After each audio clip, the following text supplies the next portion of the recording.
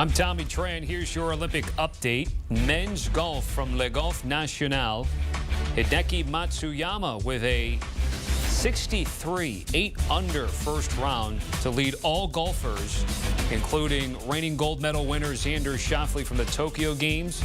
Schauffele 2 shots back. You see other cluster of guys that are within range against Matsuyama. There were multiple weather delays in the Paris area that delayed the finishing of this round, but we are done and ready for the next one.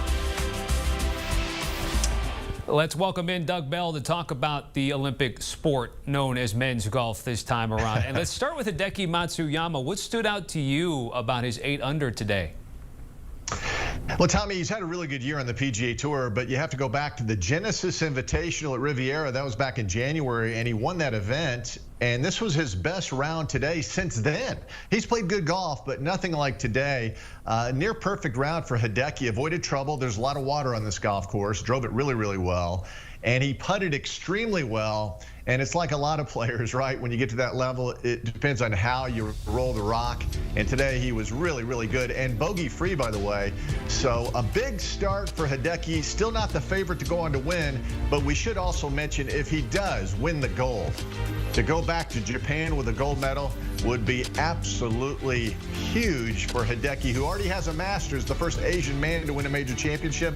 If he should go back home with a gold medal, Tommy, the country would go crazy for this guy. So we'll see. A little pressure when he tried to get it in Japan a couple of years ago, but now maybe a little less pressure. Yeah, and he's in the mix, of course. So is Xander Schauffele, who won 3 years ago in Tokyo. And I mentioned the multiple weather delays. Xander had actually teed off on 18 and then had to take a second break before finishing, but he did get it done. What about Schauffele right now, who's only a couple shots back? Well, Tommy, nobody's playing better, even though he's number 2 behind Scottie Scheffler in the world rankings and number 2 in PGA Tour Player of the Year honors right now. Of course, that could change if he wins the gold, but he's just playing at such a high level. He did drop a shot at 17, but the thing with Xander, and he talks about that openly now, he knows exactly where the ball's going. And that sounds simple, right? But, I mean, these guys, as good as they are, that's not always the case. I mean, he's in total control of his game. It doesn't happen all the time. Best golf he's ever played in his life. And I think that's why he's the favorite to maybe go on and win the gold medal. So just to follow up on that, Doug, because you mentioned, it's simple to say that he's gotten better, but he was already a 1% elite golfer. To even then increase by 1% is certainly tough. But what has been the difference from him being at his peak, just a Tokyo Games medal winner, to now a 2-time major winner with a potential 3rd just this season alone? Well, the one thing that was great for Scottie Scheffler still is he was number 1 from tee to green in the strokes gained area. Nobody was more accurate. Nobody was better with their iron play. And now Xander has closed that gap.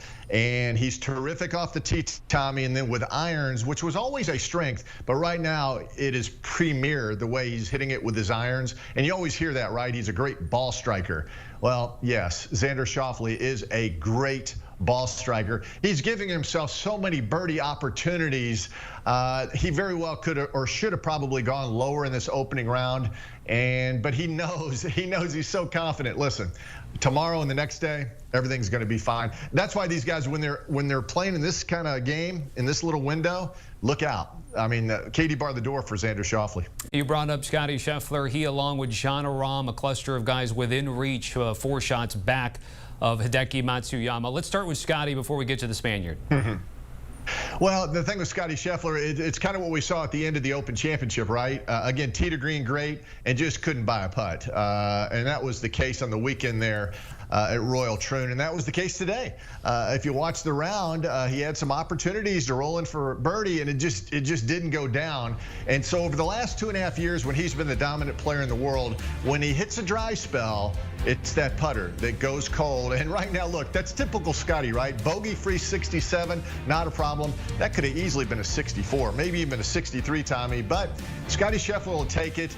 He's enjoying himself. And what we see from him, starts slow, finishes fast, and we'll see if he medals. I think Scottie Scheffler's in a good position to grab a medal somewhere along the way.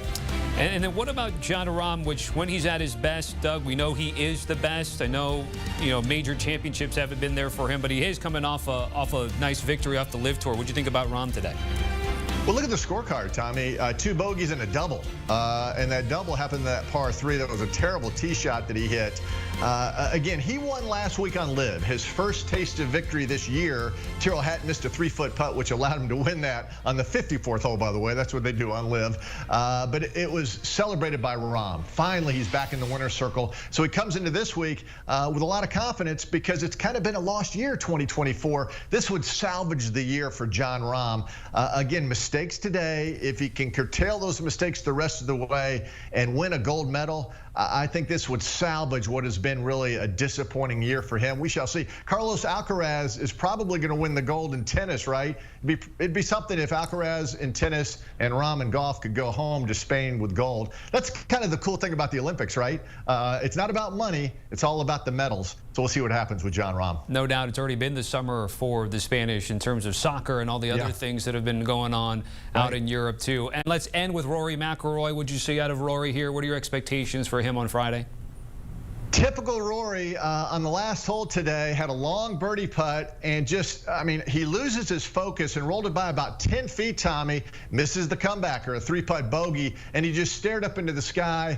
And we see that a lot. He just loses focus for a great champion. I don't know why he does this all the time. I think he's kind of put himself behind the 8 ball to potentially win the gold. All the players we've talked about before him, he has to pass them all, right? And they're not going anywhere. Maybe Rory can medal. We shall see what happens. Today was not a great start for him, but again, for him and the other guys, there are 54 holes to go.